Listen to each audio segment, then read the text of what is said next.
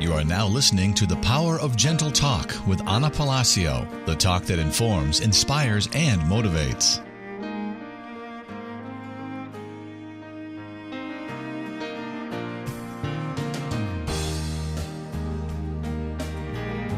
Good afternoon and welcome.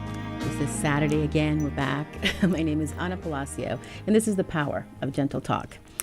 My guest today is Coleen LaCosta, and she is the Director of Development for a very special organization called Friends of Foster Children. Welcome. Thank you. How are you today? I'm doing great. How are you? Fine. Looking forward to this interview. I want to learn. I want to know what Friends of Foster Children is all about. And I'm sure there's people out there listening today that may be searching, maybe want to be a foster parent, don't know how. So this is why I really wanted you to come in and just share with us what the program is all about. Well, thank you for having me. And we have a need, and I want to share the information, and thanks for the invitation. Oh, you're welcome. Okay, so how long have you been with Friends of Foster Children? I have been with Friends of Foster Children for 6 years, most recently in this Director of Development position, but prior to that, I developed the Kinship Connections program.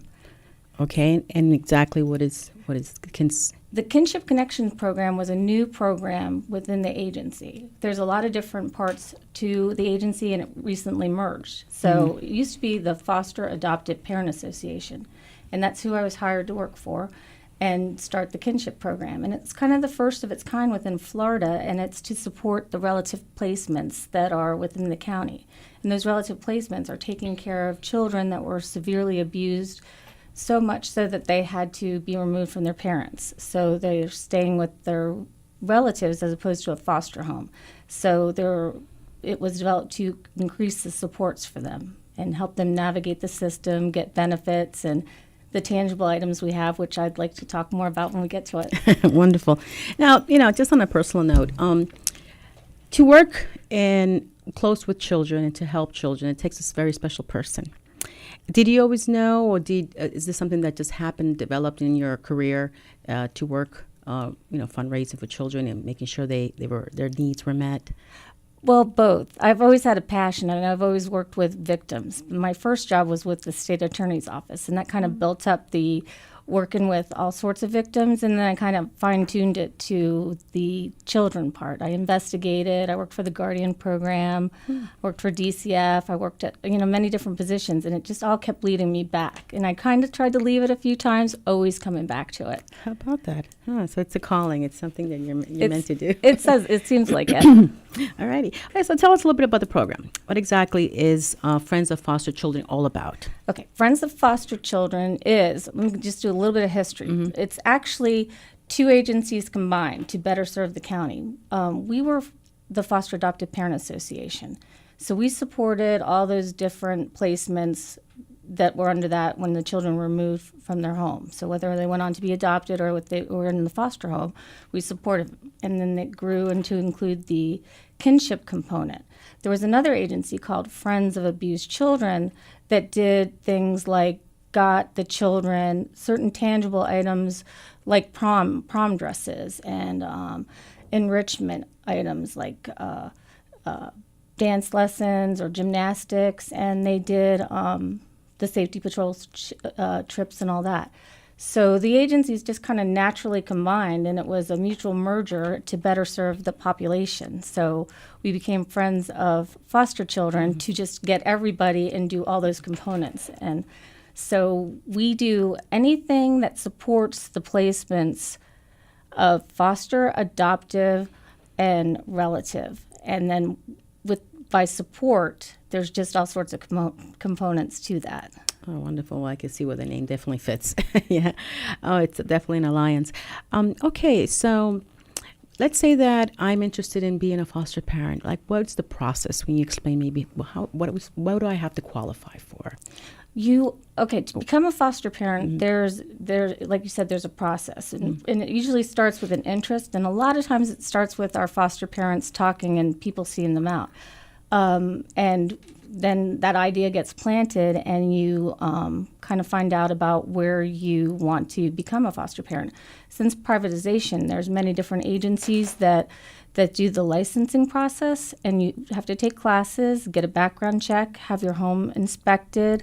Your family participates in this whole process, and everybody is supposed to come to the training, and everybody gets checked out. And then after you go through all those steps and get the specific training, you become a licensed foster home. And pretty much right after the ink dries, you get a child placed there. Wow. Because there's that much of a need.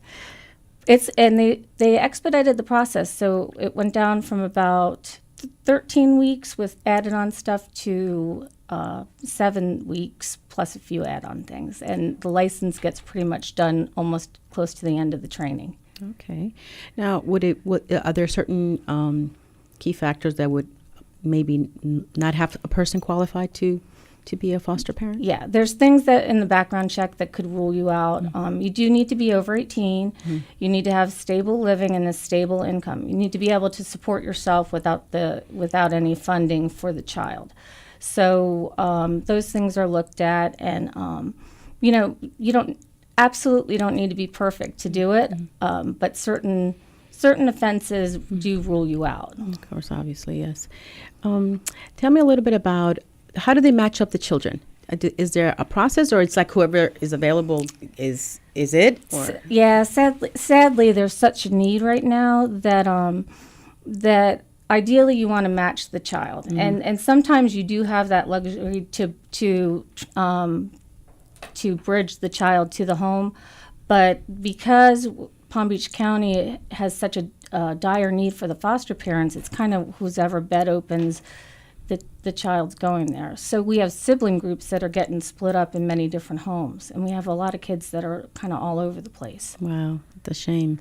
Now, do you try at all to keep the siblings together, or at this point, like you said, if wherever there is a foster parent that's willing and able, that's where they get placed? They do try to keep the siblings together, but like a sibling group of 5 tends to not, get into one home. Somebody might be only taking the girls and the boys are someplace else. It's not very often that they all get to stay together, but that's the goal. The goal is to try to keep everybody together in the home. And once there's more homes in the area, that can be done. Okay. Now, when it comes to fostering now, is there a time limit that these children have to stay with these foster parents? They're supposed to. It's supposed to be about a year to the parents begin the case plan and then end. It doesn't necessarily work out like that. I think, have you ever noticed on Facebook, if you've been on any of the fostering sites, that you see children with little signs on there? The process can be much longer than that. So it's probably about 18 months, which is that's a lot faster than it used to be. And then that stage of cutoff could be they reunified, or they're going to get adopted, or they're with a relative that closes out permanent guardianship, they call it. So there's all different outcomes to it. Most of the kids get reunified. Oh, good. That's good news, definitely. So it's a program that definitely is meeting needs. I guess the other question I have that comes to mind before I go into maybe some of the written questions I have for you is, what about if the child expresses, I'm not happy here. I don't want to stay here for whatever reason. Not to say it could be just a personality clash. It could be whatever. But is that taken into consideration? It is taken into consideration, and it can happen. And usually the foster parent needs to request the movement, or, they'll try to work it out. Now, sometimes kids do that thinking they're going to manipulate getting back to their house, their mom and dad. So, they try to validify what's going on, and then if it's not fostering the growth of the child and good for the child, then no, by no means do they. Okay, now, I guess now the heart of the matter is that there's a great need. There's a lot of abuse. There's all kinds of reasons why the fostering is needed. And I know you brought along some numbers and figures. I brought some numbers, yeah. And it is crazy right now. There are, in this county, right now, we have those different categories. So I'm going to talk just about the children that are in the out-of-home care involving the foster type of placement. There's 297 kids in foster homes, and there's 221 in residential homes. That's a group home, is a residential home. The The group home is a whole different category, and it's much more expensive. Foster homes are a home setting, and they get a stipend to care for the child.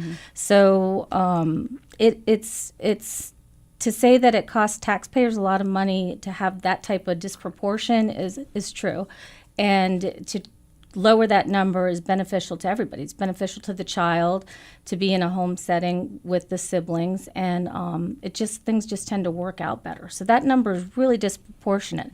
The rest of the children are with relatives, and as of Tuesday, this county had over 1,700 kids in care. So 1,700, 297 in the foster homes.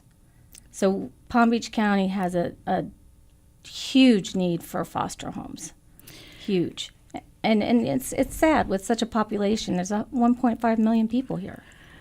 Those numbers are, I mean, I'm amazed how, I mean, I was expecting big numbers, but that is really, really something that I wasn't expecting. Now, I know you have people helping you. I know the friends are all there, as you mentioned earlier. Who else could help? What kind of help do you need besides the one you have? More of the same, or what? Is there someone listening that maybe say I can do that, or that you're needing? You know, anybody can do it. Anybody that has a little bit of flexibility in their schedule. There's when a child's placed into your home, there's a little bit more to do right at the very beginning, and you do get help from case managers, from transporters, from all sorts of. You have a licensing support worker, so all those people can help, and kind of it's anybody can do it. You don't have to be perfect to do it, but if you can add that child into your schedule. If you worked overnight, it might be a little bit harder, but if you have a partner within your home, that works out. There's all different ways that you can talk yourself out of it, but there's all sorts of ways to actually make it work, and it's not that hard. And the kids are good. The kids are really neat. They're victims. Yeah. They do need a little bit of counseling sometimes. Other times they, are going to school. They might need a little tutoring. But if you have the time, just a little bit of time to help them, or if it works right into your schedule, it's no different. Now, as far as having so many children that need the fostering, do you think a drug situation plays a big role in why maybe a lot of these children are not being able to stay with their birth parents? They identified two key factors of why the children have been removed in the higher numbers, and the one is an increased drug usage. And I think I'm not positive, but I believe it's the heroin-based drugs. And then the second huge influence is domestic violence. Oh. So they've been looking at different ways to handle that, and they've kind of developed some supports through mental health that they're trying to strengthen and help the whole unit to break the cycles. So actually, the numbers are just getting bigger and bigger. Then it's not getting any better. Yes, and ChildNet is our lead agency, and they actually gave me some percentages. It's gone up 32% in 2.5 years, and the foster homes have only grown 22%. So the gap keeps growing. So they had a 65% increase at one time. So the numbers staggering. Yes, yeah, it really is. I really wasn't aware. And that's why I guess we're the need for the outreach and people to know what's going on. And that's what's huge about our agency, because that other part of that number are the children with the relatives. Our agency has the Kinship Connections program, and again that helps all those placements as well. So there's supports for family that are taking care of the children, and there's supports for the foster homes, a lot of them. And that includes, you wonder if you can afford it. We have a lot of events that can help, and so and the agencies do different things that can help as well. Okay. Now I would say, when you hear about fundraisers and stuff, and you might hear 100,000, it sounds like, wow, so much money, but it's a lot of money to take care of these children. There's a lot of kids to take care of, right? A lot of kids, so when someone fosters a child, they have a lot of, income that they are provided with, or what kind of monies do they get? Florida is considered a volunteer position, but the average for a child is like $471. And that's supposed to go to their care. So that's to offset, the different things that cost more, as well as, their clothing, their hygiene items, their food. It covers all that. And they get Medicaid, so it doesn't go on to your insurance. And they've recently even changed how they look at the teens. They've got more supports for families that take teens. They pay for driving lessons. They have the insurance cover. They reimburse you for the insurance. And that's the legislators identifying that there were issues and people putting things through that help support that type of placement. Because ultimately the kids should be in the foster homes. So where does the money go when these fundraisers, when it take place? How does it get distributed? I mean, the fundraisers, like for instance, our agency is a nonprofit, and we get our money and everything is primarily from the community. We're also contracted for some services from ChildNet, and we do those as well. So we need to generate all the money that we can to get the children the things that support, the tutoring, the safety patrol, things that you do for your child naturally are costly to a foster parent. So these things get offset by generous community donations. We have a clothing closet. The people donate, anybody can, strollers, cribs, anything for care for the child, clothes, anything that you'd put on your child's back, and it doesn't fit them anymore, we take it. Anything that somebody can use for a child in their care, we try to help provide. Well, this would probably be a good time for you to give out some numbers or website that people can go and look into, since you're talking about donations. So where can they find you? Where can they reach you? We are at 4100 Okeechobee Boulevard, right in West Palm by Military. And our phone number is 561-352-2540. And our website is www.friendsoffosterchildren.com, all spelled out.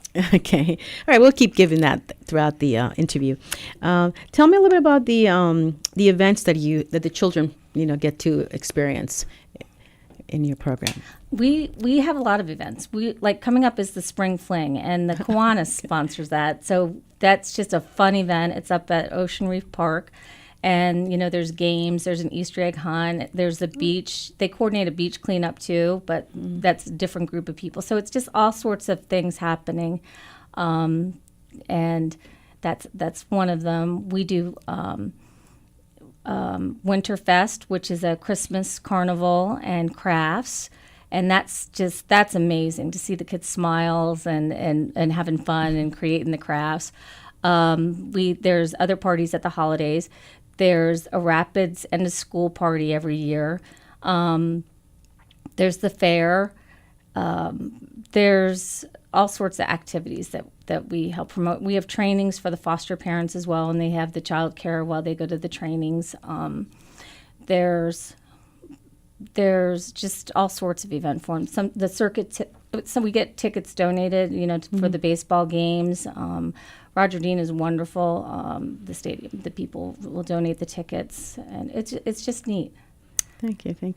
Okay, now, I just have to. All these things are community donated, so the community is wonderful. There's so many supporters, but like you said, there's such a cost. We need them all the time and more, and finances to support the programs. Wow, and I know people that are being helped by friends of foster children, and they do get helped, and they're very happy that you're there, and so the feedback that I've received has been very good, and I know you guys are doing a wonderful thing. Now we have about 5 minutes before we end our first segment. And I just wanted to maybe pick up on the second segment, and you can start maybe thinking a little bit about it, or maybe even start with one and then follow it up on the second segment. I want to know about how fostering has changed people's lives. Who who comes to mind? Who is unforgettable? What story, what person that came back and said, you know what, I'm so happy I did this. My life is now different because. And you say, and that's such a wonderful thing about, I kind of get goosebumps thinking about that. But we get to see, that's the beauty of this agency's been around for 25 years. And while I've been in different jobs, my coworker, Maria Bond, has been around with the agency forever. And they used to have a shelter component. We see those girls aged out and with their own kids. I mean, I have so many stories to say. I mean, it's neat. Well, tell me one. We have 4 minutes. Well, and one of the examples of that is a young lady named Birdie. Birdie is amazing. She was placed into foster care with her brother.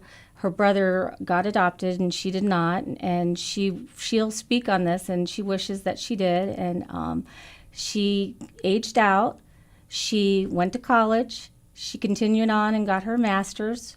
She worked for various agencies. She worked for some supporting agencies like Vita Nova and Children's Place. And then she bought a house. Wow. Got a child, I say. She fostered a child and she adopted the child. Wow.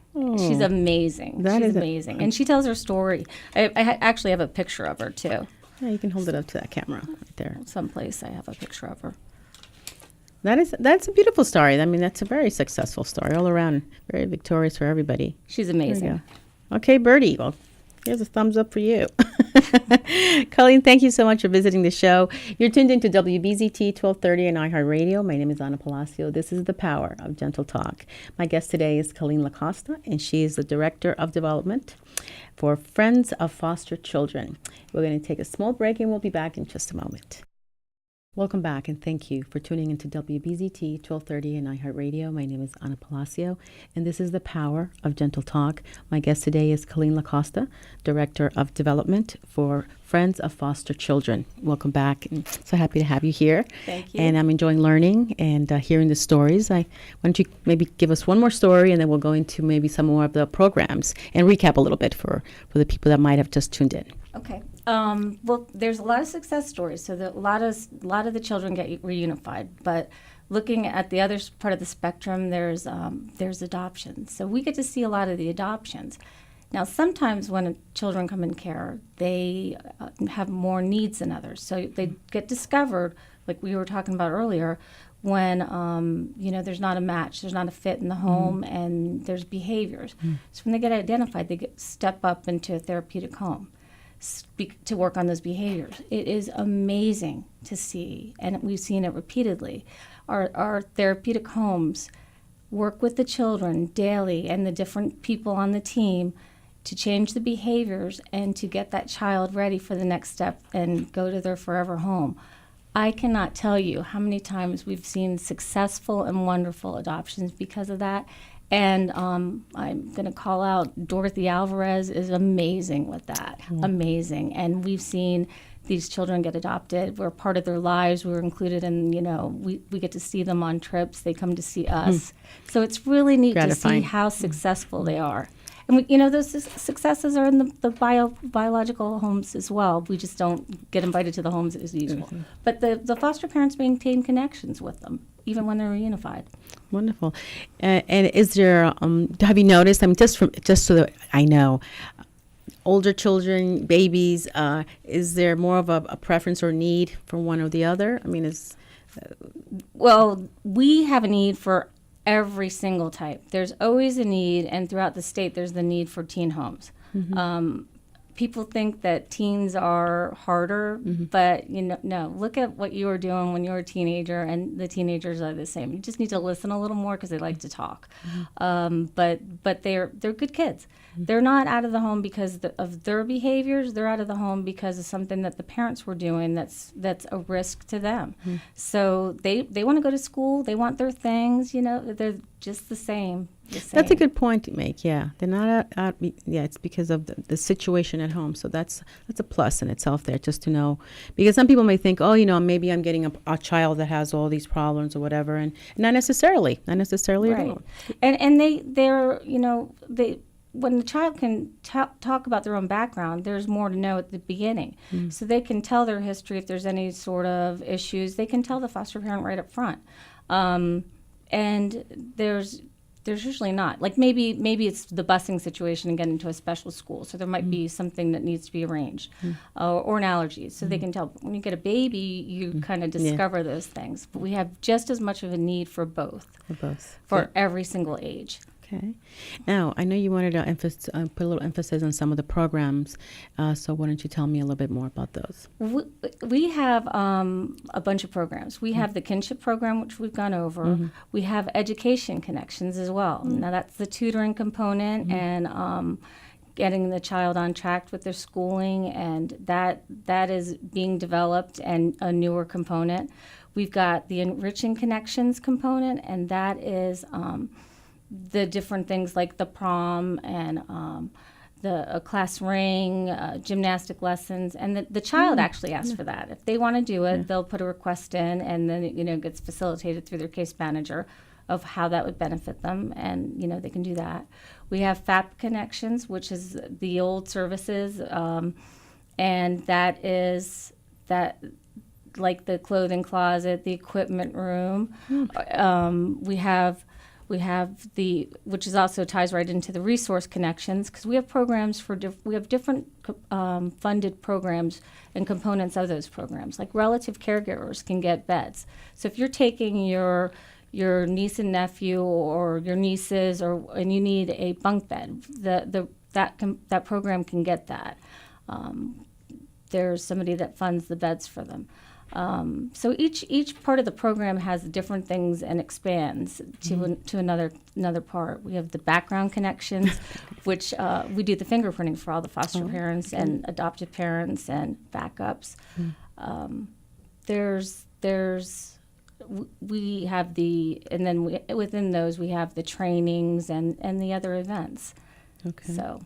Well, wonderful. Now, just to kind of recap a little bit also, just in case you just tuned in and you would like to get involved, what are the different ways people can get involved, participate? Oh, there's a lot.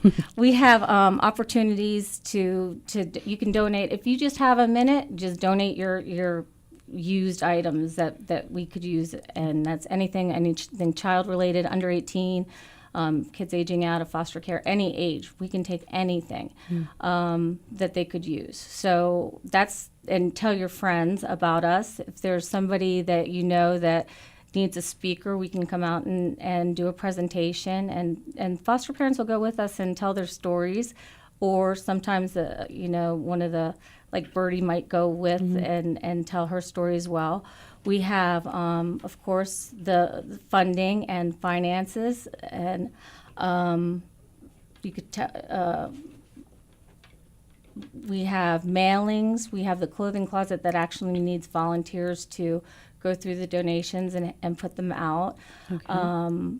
We've got different projects going on in the office all the time. We have child care for the Super Saturdays that needs volunteers.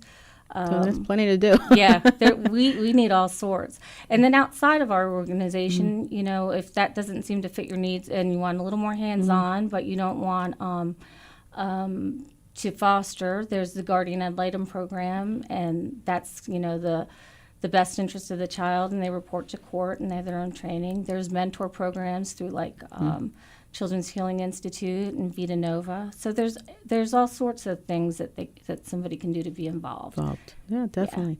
Yeah. Okay. Now, you had mentioned earlier when we were talking that you have, like, I believe 2 fundraisers a year, and that's a big production, I imagine. Yeah, we have 2 big fundraisers a year. We have the Jim Sackett Invitational Softball Tournament, which is coming up on May 7th, and that's at Okehilly Park. That's a lot of fun for that venue, and we have the silent auction at that. We're looking at having our own.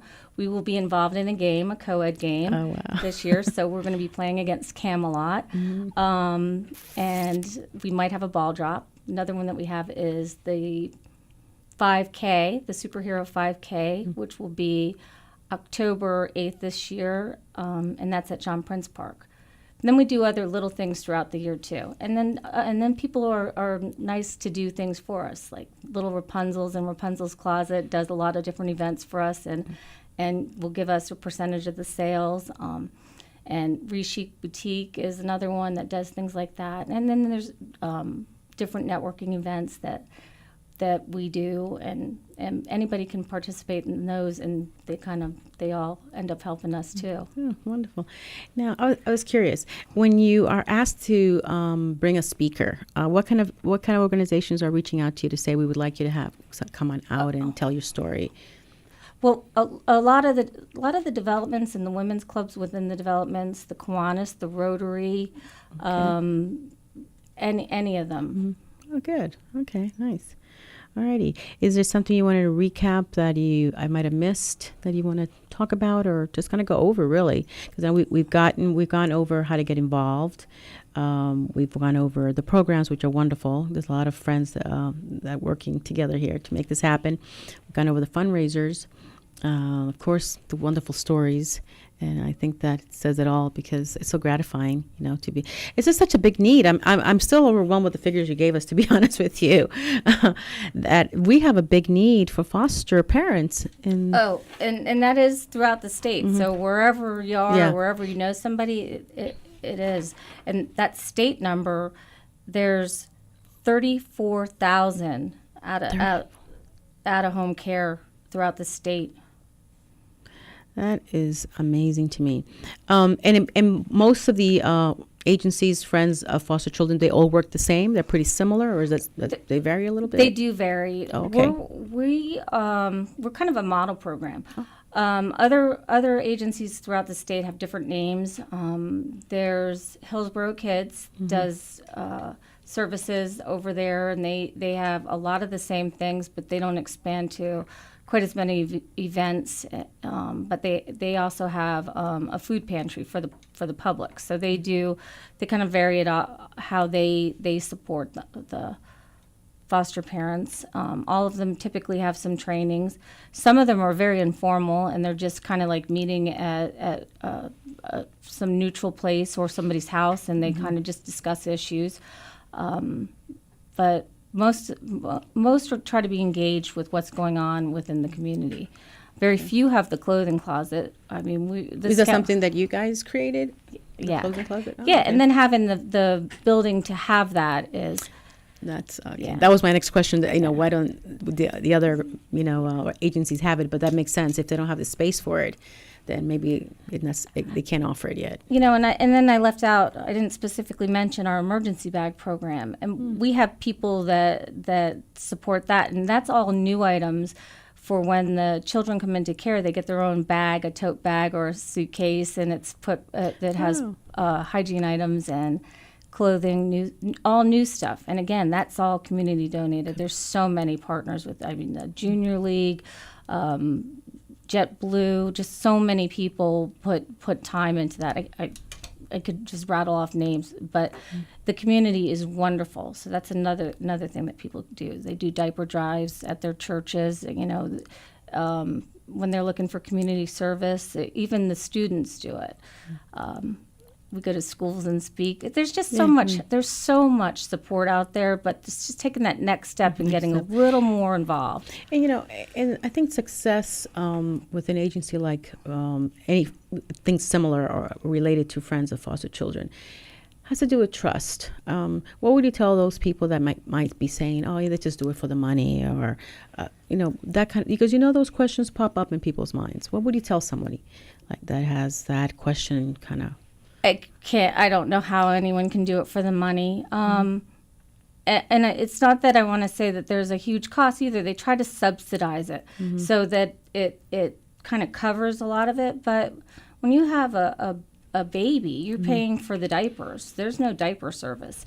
You might get a couple when we give them at the beginning, but you have to maintain them. And there's those expenses. Sometimes there's a copay for people for the child care, but there is child care. And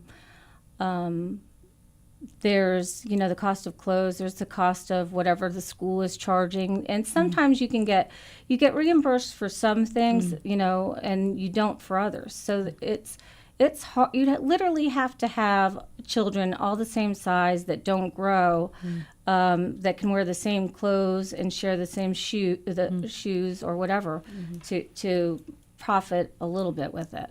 Okay. Now, what about the person that might say, well, why not just adopt instead of fostering? What do you?